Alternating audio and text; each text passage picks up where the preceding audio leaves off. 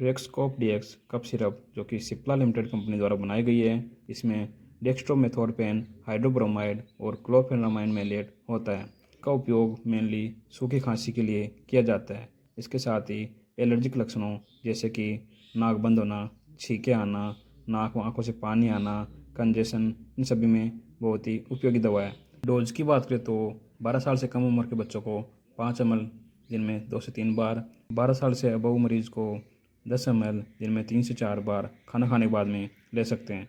Price की बात करें तो 100 ml की पैकिंग 141 रुपये 2 पैसे की मार्केट में इजीली मेडिकल स्टोर पर अवेलेबल हो जाएगी। Thank you.